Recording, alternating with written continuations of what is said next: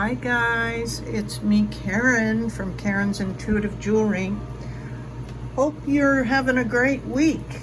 We're past hump day, right? And today I feel pretty good. Still having some spells of weakness. My tremors are a little bit more, so I apologize for any of the screw ups I may do during this filming.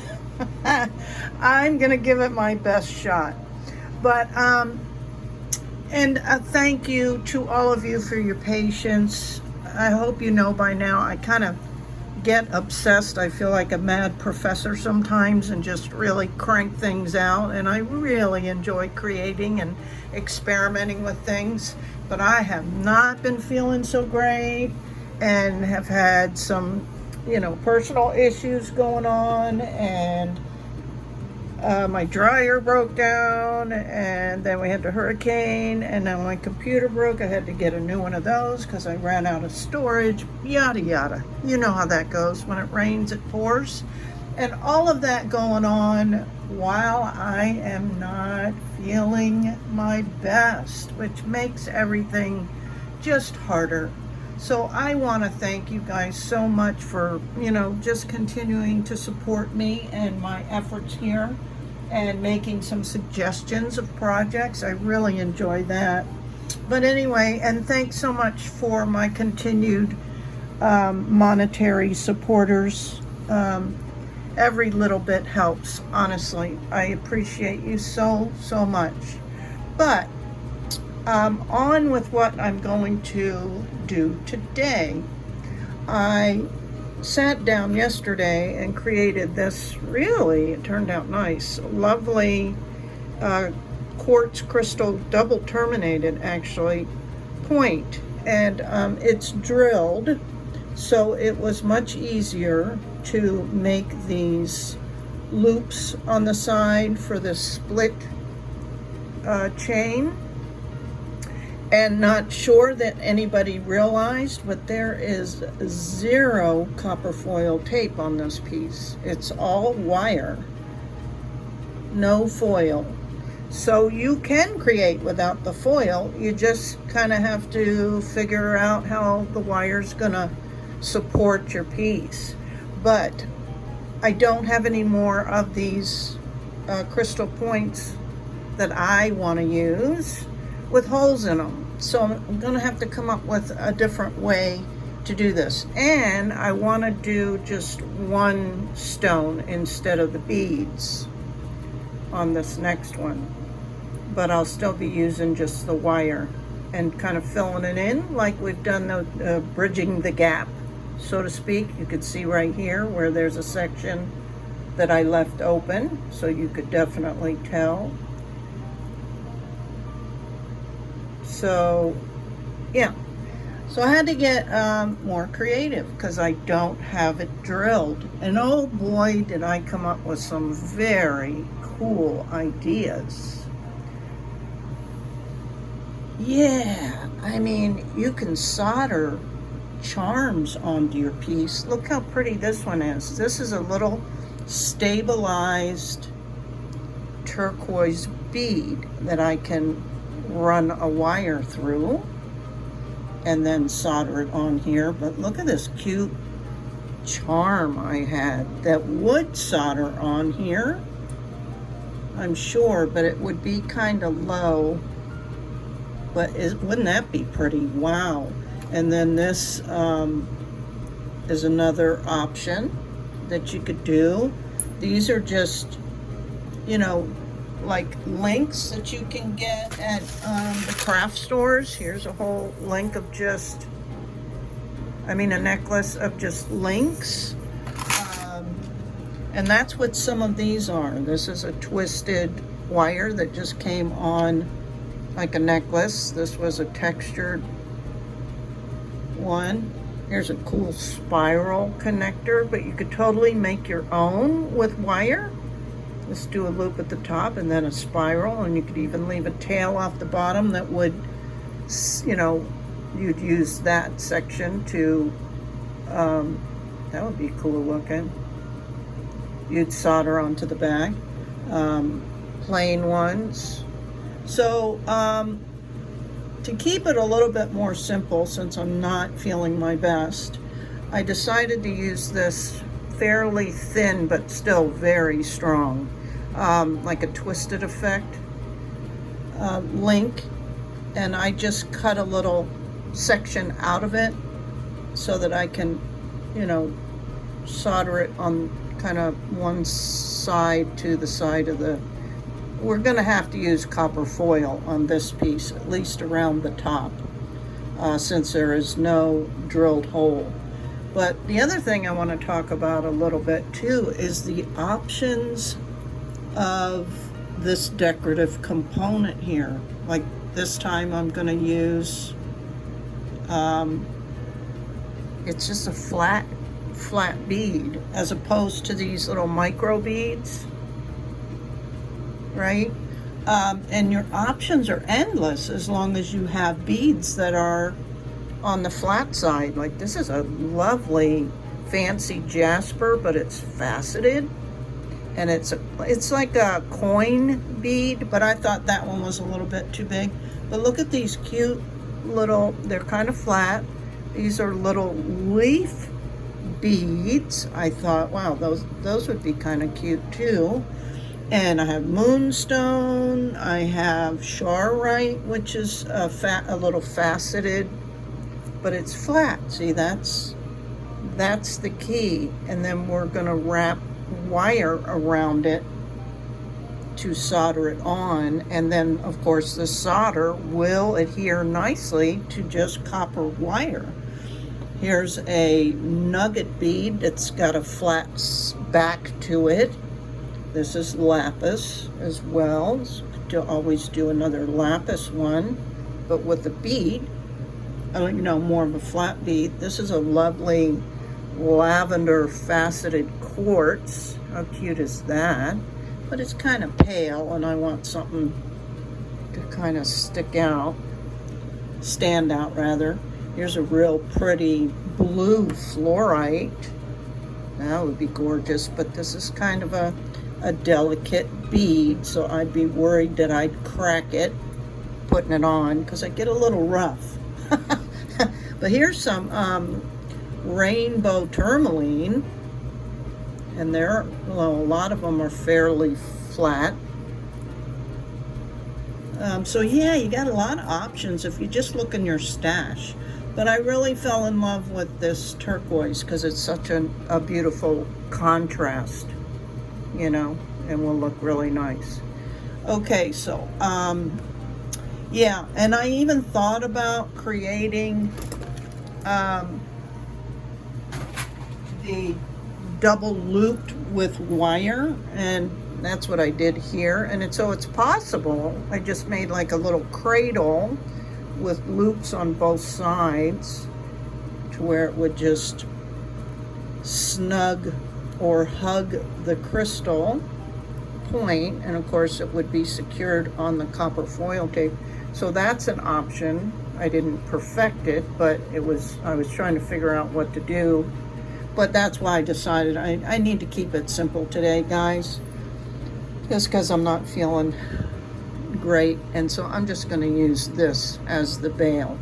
Okay, so I'm going to clean my crystal. I'm going to apply the copper foil tape and get the first layer of copper on, and I'll be back. And besides what I just covered with the beads and you know, the different components, I'll be using my Heiko FX601 set about 360 Celsius. And I have my little wire brush cleaner that does a fantastic job. I have my exhaust fan going, my ceiling fan going, and my air conditioner running, as you can hear. My dedicated soldering pliers. I have a nylon jaw set of pliers to straighten the wire if needed. and some flush cutters. I'm also using the Novacan liquid flux. I'm going to use the Silver Bright 100, as I may put a patina on it. And that's what I used on this one, because I was going to do a patina, but I decided I liked the silver, and it looks pretty good. You know, usually I'm a silver gleam kind of person if I'm not going to do a patina, but that turned out pretty good. Then I always have a tip cleaner out for when I first get started, and I put this on the tip when I'm shutting everything down for the night. My little brush that I cut off. I'll only have itty bitty little bit of flux in here. That's all you need. This is called a satellite chain. That's what I used on this piece, and it's stainless steel. I think it's pretty cool, especially when you got decorative dots. Just kind of pulls in. You might want a measuring ruler or measuring tape or whatever. I'm just going to be using the super cheap bare copper wire. It's a 24 gauge. I've had this for years and years and years. No idea. I think I probably got it at a Kmart. That'll tell you how old this is. Probably over 20 years old for sure. And you can run it through some steel wool if you're not sure about it.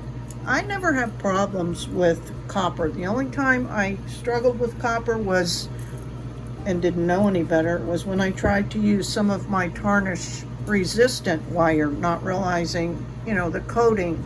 But if that's all you have, you can use that. Just take some sandpaper or steel wool and run it through a bunch of times and get that coating off. So I'm going to use, let's say about 12 inches of this and give it a cut.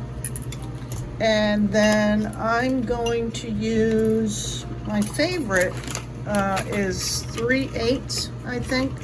And because this is clear, I'm going to use the silver, I think it's this one, the silver backing, so it doesn't show through. Let's see if I can get this off easily.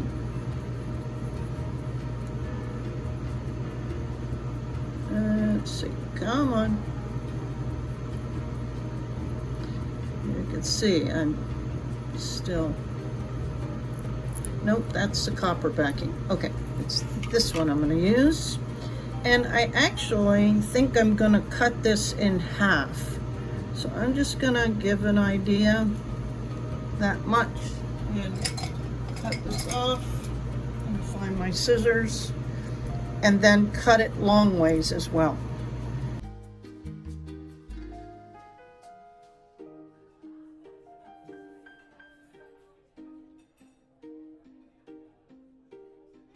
And as I said, I'm experimenting with a different design, so be patient with me. I'm thinking I'm gonna just feed this turquoise bead on here and, you know, have the approximate center.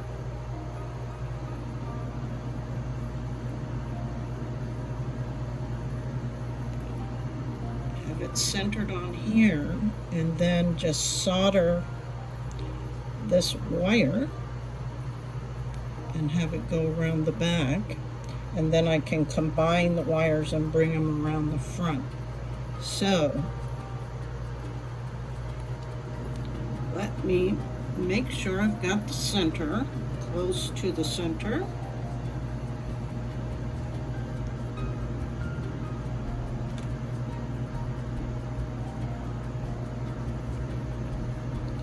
Hope my hands aren't in the way.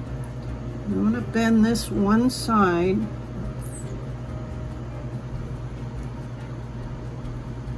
really close to the copper foil.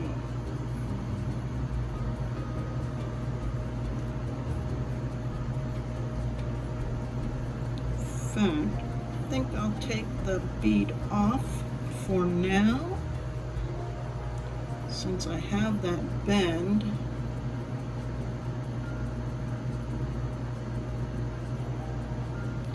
And I'm going to attach it. Basically just do a tack solder on this side here.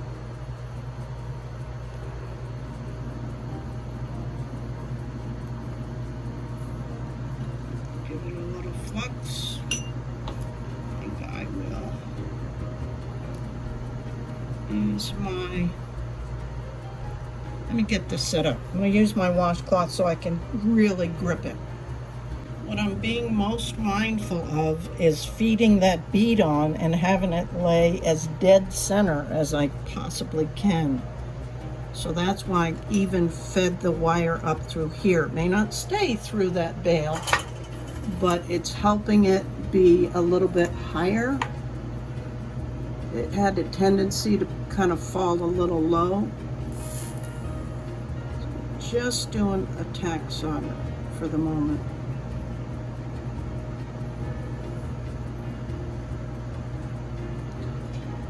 I think I will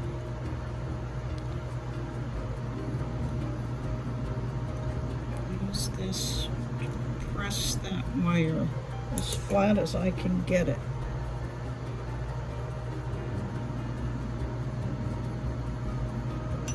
I'm not going to put solder back here yet because that might be like where I end something. So just trying to secure this.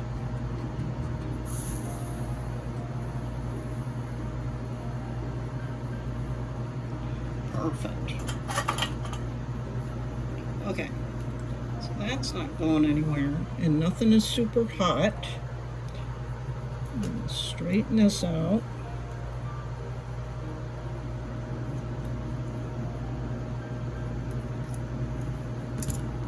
And hopefully the bead will lay perfectly. Let's see.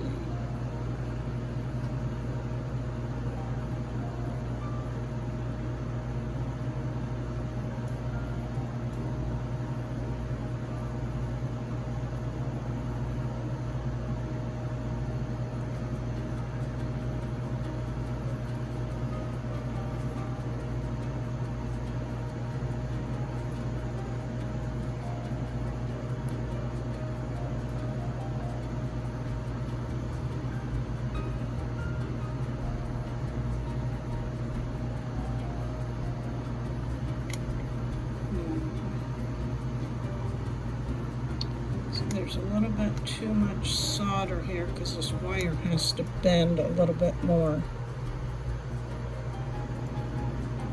Right? So I need to melt that a little bit.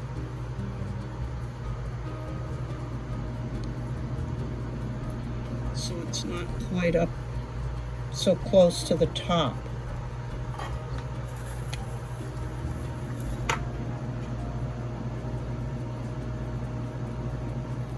Now, when you're trying to remelt stuff, I just had somebody reach out to me that said that when they were trying to remelt their solder, it wouldn't melt.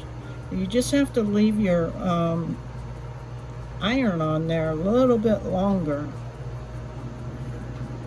because everything is cold. Now, let's see if I have to put a little bend in that. Okay, not sure you'll be able to see this, but I had to remelt and kind of pull this wire away from the top, and I used my third arm to help me do that. I attached the wire to the third arm, and then as I remelted it, I was just turning the crystal a little bit so that the wire had space to lift. Now it should go on there nicely. Fingers crossed.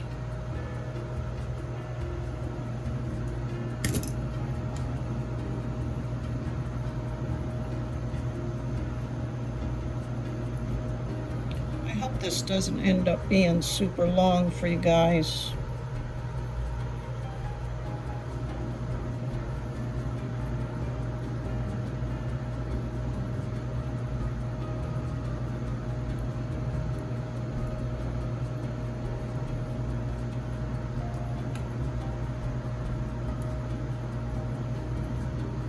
Okay, so what I had to do was use my round nose and kind of give this a bend to kind of lift that wire so it would curve up a little bit more, and now it lays much more center.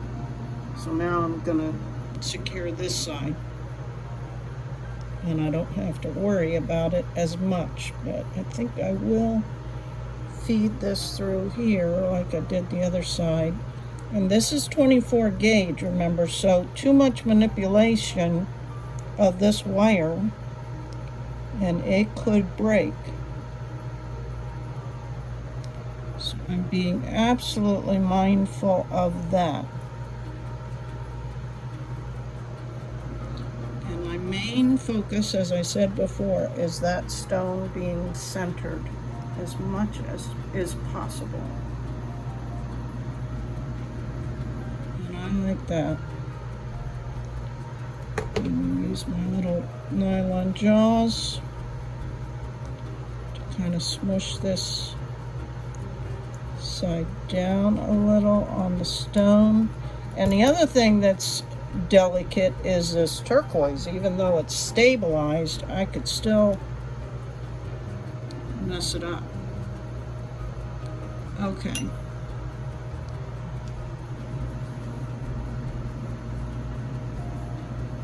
Clean your tip, and we just need a little bit of solder to check solder it.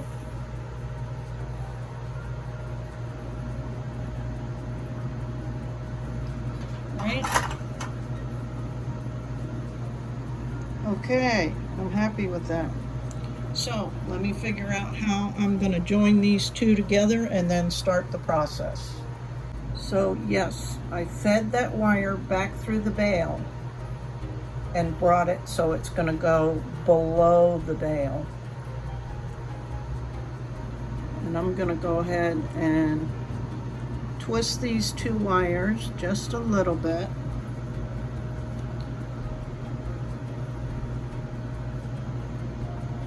And then I want to start bringing them around the front. Let me give that a better twist though. And I've been manipulating this wire quite a bit, so I won't be surprised if it breaks on me. So I'm trying to be gentle with it.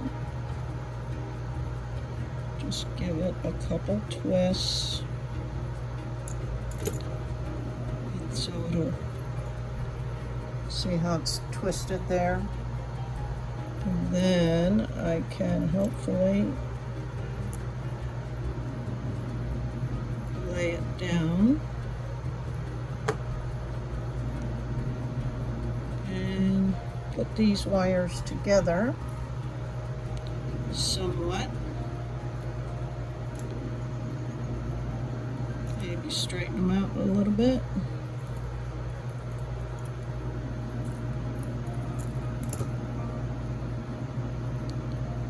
Then wrap them and leave a little bit of space so that we can do one of those fill in the gap kind of things.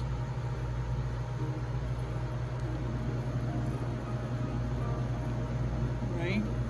And what I did with the other one was I do a section. Like, I'm not going to go ahead and wrap everything. I'm just getting this first wrap, and then I can hold on to this while I fill that in. Right. And I think I'll use my washcloth so I don't overheat myself. And I'm going to start right here on the side. Clean my tip.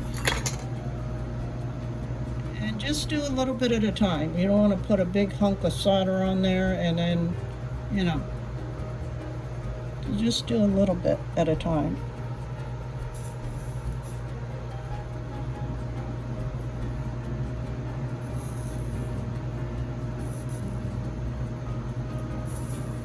I don't shake so much that you can't see what I'm doing. one sec. But you see how that's filling in?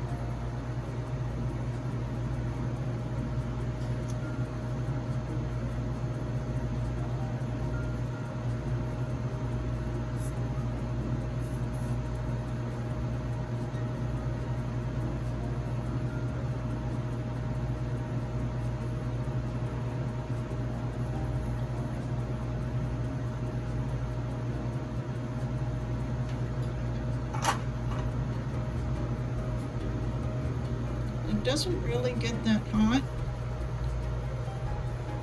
because we're not soldering really and applying much heat to the actual stone. But I'm still being cautious. So I hope you can see. And just give it some more flux. It's separated a little bit more. If you like that effect.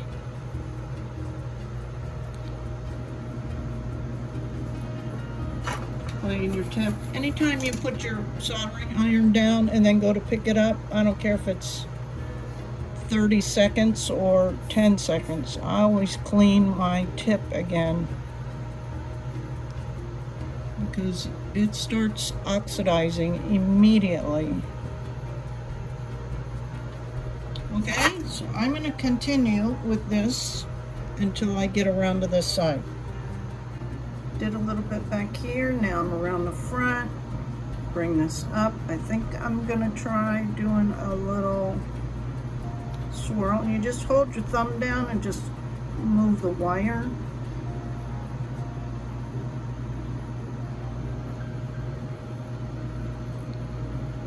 Oh, I don't know if it's gonna need to touch.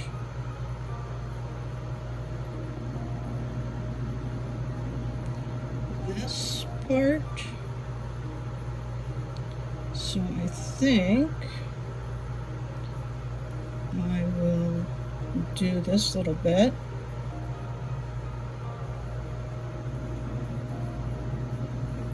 Before I continue, in case this wasn't a good idea. It's called experimenting. Clean my tip. Just little amounts of solder. So you can see it fills right in. Hopefully you can see.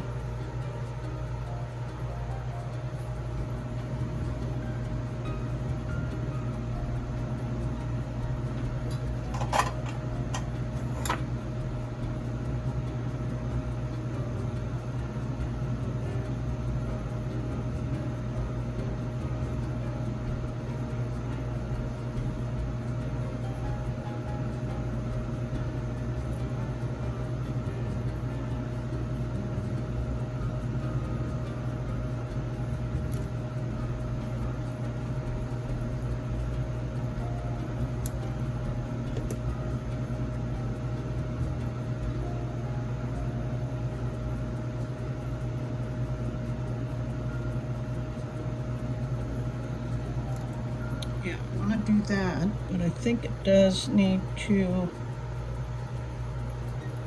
kind of touch this other one. Just for stability, right?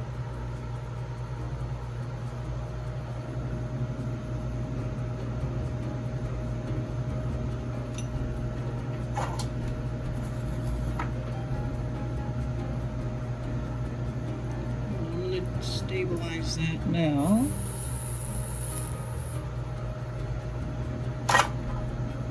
Just putting a dot on there.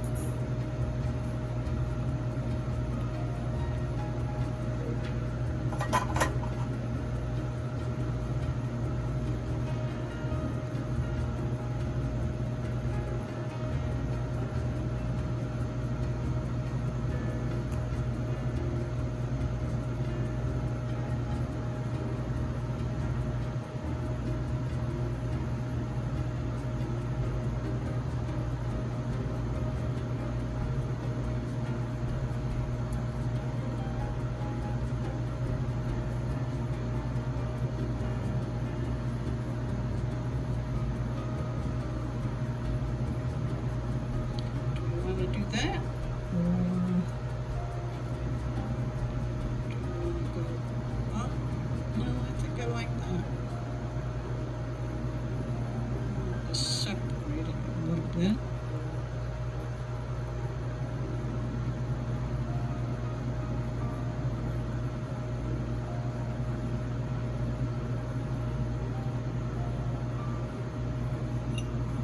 Okay, I'm going to continue this and I'll be back. Okay, so I wrapped that all the way around, and now I need to think about where to end this. And I think I'm just going to end it right here. So I'm going to cut these two extra off. Right there.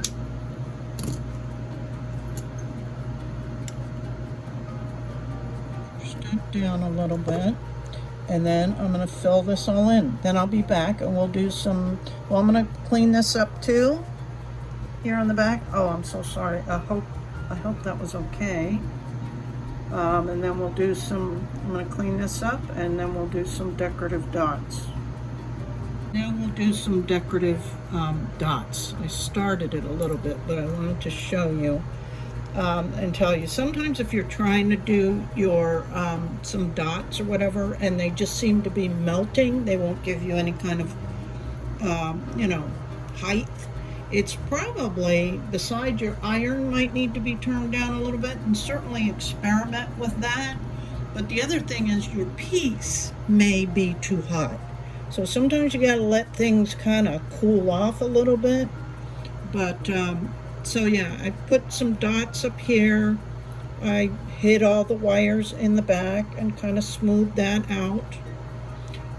Also, turn your piece all which ways. If you see a little bit of copper exposed somewhere, you can, you know, go back in and just tin those areas if you're not going to do decorative stuff on it. That takes no time at all because you're literally just tinning it.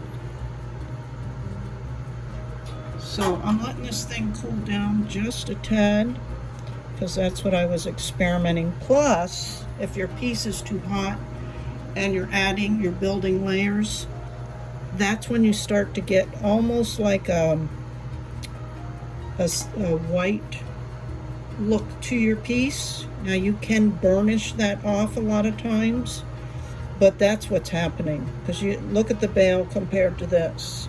This looks almost pewter, but you got to keep in mind we are using this silver bright too, which is, it doesn't have any or not much silver in it at all. So yeah, those are just some things to consider when you're doing this stuff. Okay, so it's cooled a little bit, and always have lots of flux.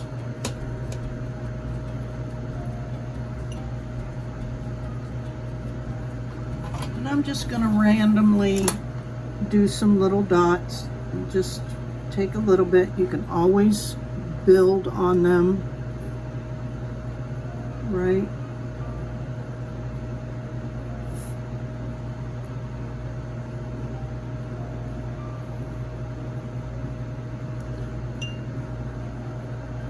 And if you get little peaks, add a little bit more flux. That totally flattened out.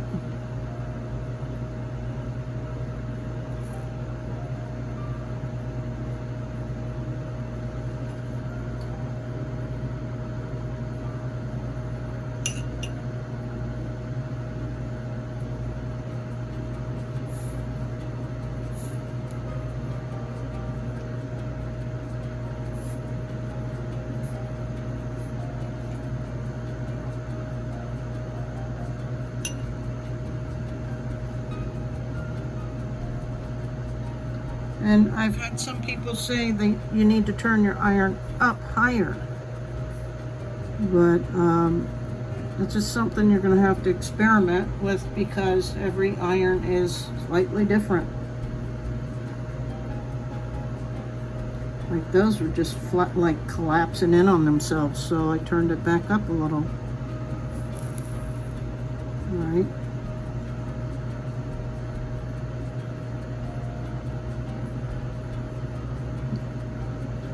That one didn't give me anything. Just kind of a blob.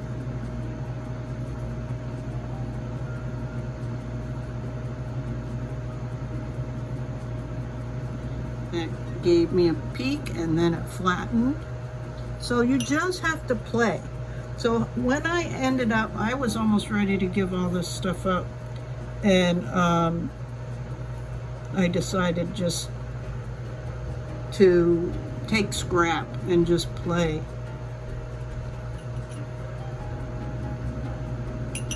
And that's when everything kind of started to click, because I took the pressure off. I wasn't trying to create a piece. I was just experimenting, you know, and seeing what everybody's talking about, like try this and then try this, and so yeah. Okay, I think that's enough dots. Maybe one down here. That's kind of on the back.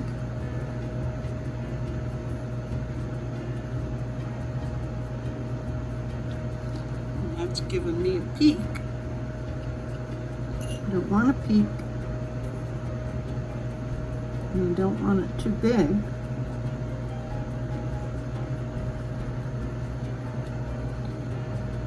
Let's see. I want a couple things going on up here. See what we can do besides that one giant one. I was trying to hide the wire. Now whether that was a good idea or not, I don't know. I just want to put one on this side.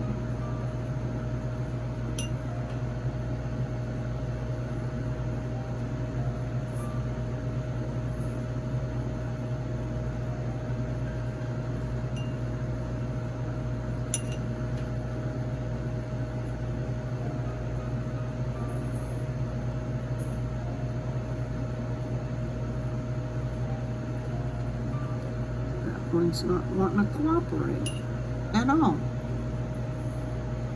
There, that was better.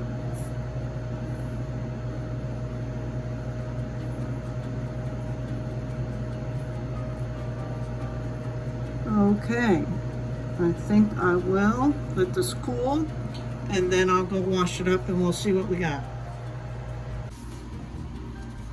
After cleaning it up, and what I did was I went back and just added a little bit of texture, because I'm going to patina it, and so I want to have more areas that'll be recessed. And there's black up in the stone, so I thought that would be cool. So this was just like a slicing motion. You can see where it's like extra shiny. That's where I did it, but not too bad, the shine after cleaning it up. So now I'm just going to add some patina, and I'll be back.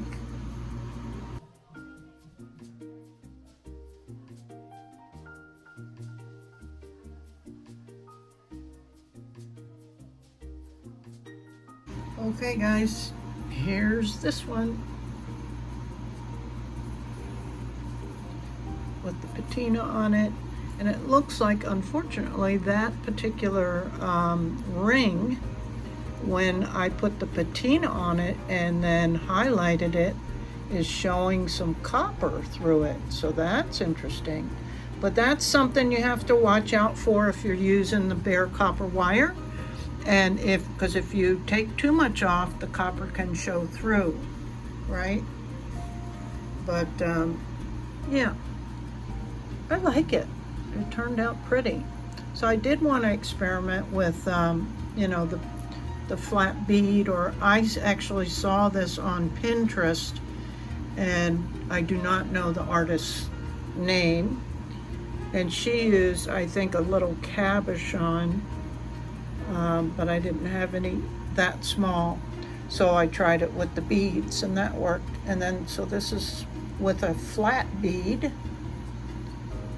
and without the drilled point. So I'm happy with that. and the patina looks good. And just a little pro tip, let me take it off here and show you.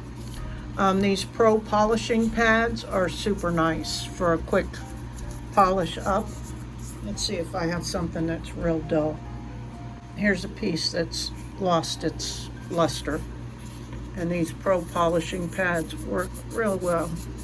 Just give it a little polish and brings the shine right back.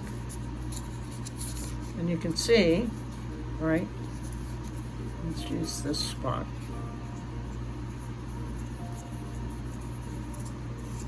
Right?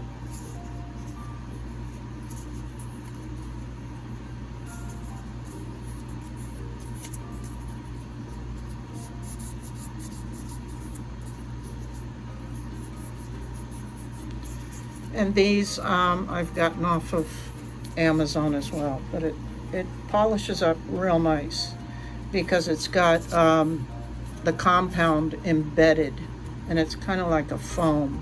And you can use these up till they're pitch black because they still, you know, they still do a good polish. And then of course you can always use Renaissance wax as a sealer to help slow down the tarnishing. Protective Clear is another one. Some of the Rust-Oleum products can help, but yeah, so it just depends on what I'm using or what I'm working on, what I'll use. So at least I got this one made, and tell me what you like, what you think. You like the bigger bead or the little beads? The patina or not the patina? I'm always open for comments. And once again, guys, thanks so much. I appreciate your support. Bye now.